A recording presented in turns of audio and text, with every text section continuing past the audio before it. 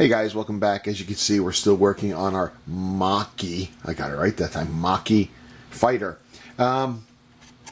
We assembled the wings, we put them on, we put the fuselage together. As you remember, we also got the motor in place and functioning. We extended the wires out the back. The ailerons were separate pieces, so I decided, just for points of interest really, I put them in a turn position just to give it a little more character. Just something different, I guess, right? So we're going to mock it up on a stand like so. And we have to mock it on a stand because I found out I'm missing one of the landing gear struts. Being a speed built, I really don't have time to go and construct two landing struts because you can't just do one, because there's just no way it's going to be the same height as the other one. It's going to be off in the car. The plane would sit all kinds of cattywampus and crap, so we can't do that. So we're just going to close the landing gear door. The problem is there's, even though the instructions say you can, there's no support in here to do that. If you put the landing gear in, they just fall, the doors in, they just fall in place. So I'm going to have to shim up, put some shelves or lips on the inside of these doors for the gear doors to sit in. Not a big deal. Also, as you can see, we started doing a lot of the filling. We did filling here, here, here, across the nose. We didn't really need to do any here. I think we're good, but otherwise it's looking pretty good. But now, of course, that means I have to find some sort of, I can get a base. I'm sure I have a wooden base here, but I'm going to have to make a stand up for it. And I'm thinking, however I mount it will be from the back. So we're going to, because of the thickness of the wires, remember I told you I couldn't find my magnet wire. So I got this thick wire. And while it works, it's just very cumbersome and obtrusive here. So I won't be able to put the landing gear door here. The landing gear door. I won't be able to put the rear landing wheel here. So I think what I'll do is I'll find a way to attach the base here, run the wires down that instead. Because originally the plan was to put this with wheels down on the just to put on the desk, and that these cables would be flexible enough to slide back into here out of place. I can just have it there, and then when I wanted to show off the propeller turning, I could pull them out, put a battery to it, and go woo-ah, yay. But you know, best laid plans. So that's where we are going next. So I have to figure out base and do some touch-ups here and there. The rear stabilizers are assembled. They are three pieces. You got an upper, a lower, and then the flap itself.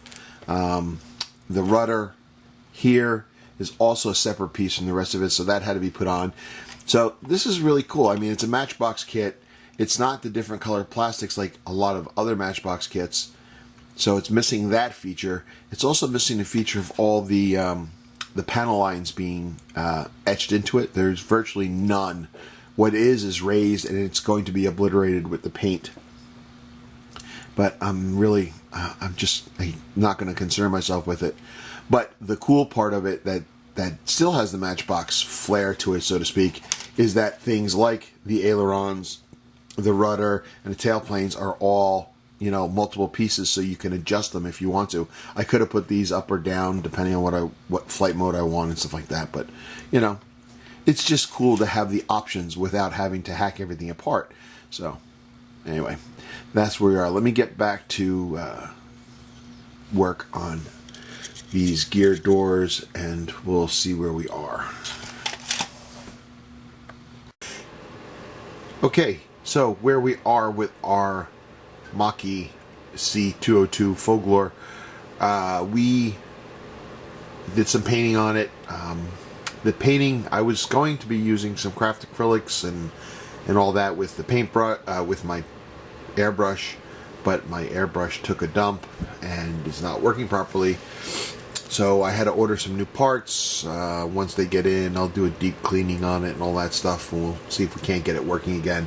But in the meantime, I dug through my stash of paints and I found a can of Tester's Africa mustard paint. But,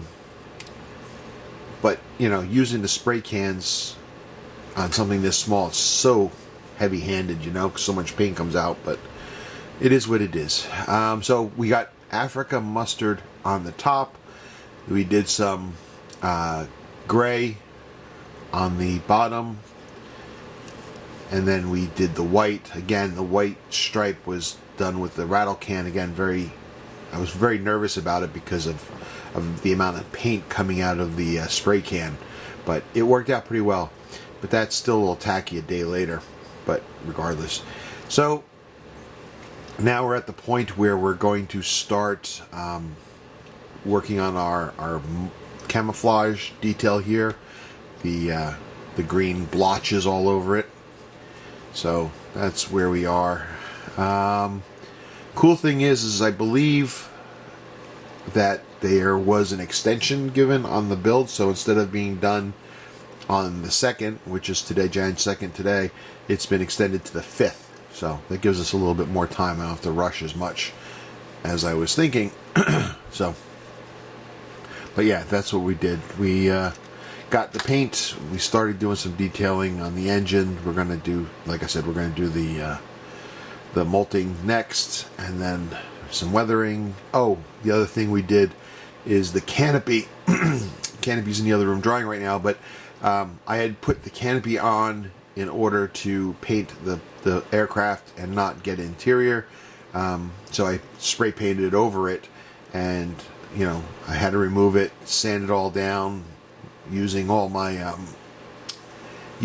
different micro meshes to get it nice and clear, and it's a lot clearer than it was out of the box, that's for sure. Made some masks for it, shot that with the Africa mustard, so that's in the other room drying, so we'll reattach that later after it dries. But like I said, we're going to move on to our camouflage next, so be right back.